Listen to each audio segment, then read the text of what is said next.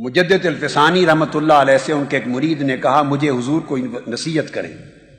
حضرت مجدد الفسانی کو فرمایا، عرض کیا حضور نصیحت کریں. فرمایا بیٹے ایک ہی نصیحت ہے، نہ کبھی خدا بننا نہ کبھی رسول بننا.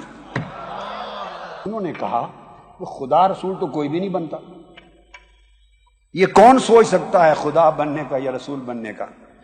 فرمایا بیٹے نہ سمجھو تو یہی جواب ہوگا، گہرائی میں جاؤ تو بڑے بڑے لوگ خدا بھی بننا چاہتے ہیں رسول بھی بننا چاہتے ہیں. پوچھا کیا مطلب؟ آپ نے فرمایا میرے بیٹے یہ شان صرف خدا کی ہے کہ جو چاہتا ہے وہی ہوتا ہے. یہ شان صرف خدا کی ہے کہ جو چاہے وہی ہو. فعال لما یرید، جو چاہے وہی ہو. کبھی ایسی آرزو نہ رکھنا کہ جو میں چاہوں وہی ہو، جو میں چاہوں وہی ہو. کبھی آپ کی منشا کے مطابق ہوگا، کبھی منشا کے مطابق نہیں ہوگا. آپ کی مرضی کے مطابق ہو جائے تو شکر کر دینا، آپ کی مرضی کے خلاف ہو جائے تو صبر کر لینا. یہ نہ آرزو کرنا کہ جو میں چاہوں وہی ہو. یہ شان صرف اللہ کی ہے.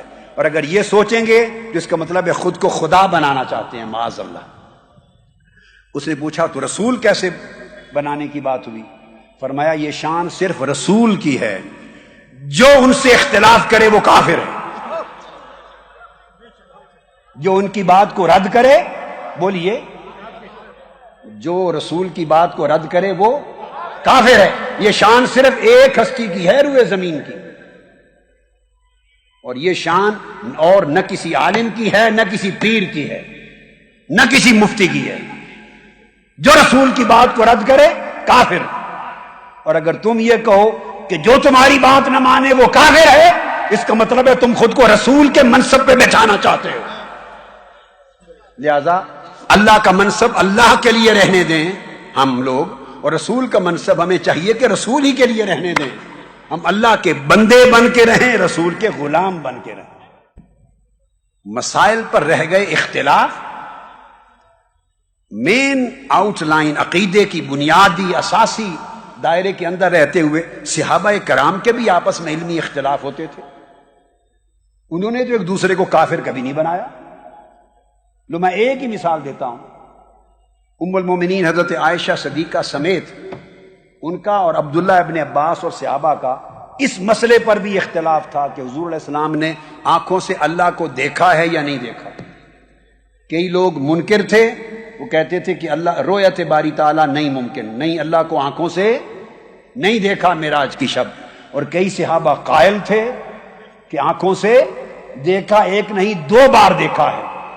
اب ہمارا عقیدہ کہ آقا علیہ السلام نے دل کی آنکھوں سے بھی دیکھا ہے، سر کی آنکھوں سے بھی دیکھا ہے. ہمارا عقیدہ یہ ہے.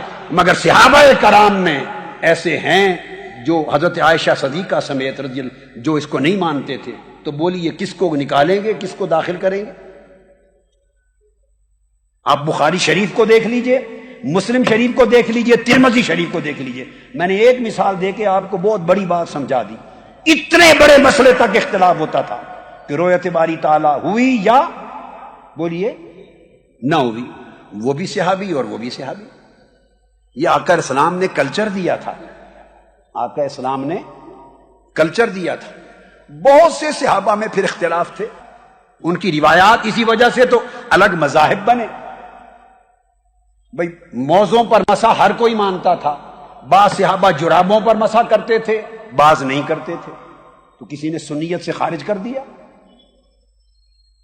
پھر مذاہب میں اس پر قول بنے. نماز حضر میں، بیماری میں، بارش ہو تو جمع کرنی ہے ظہر عصر کی اور مغرب عشاء کی یا نہیں کرنی.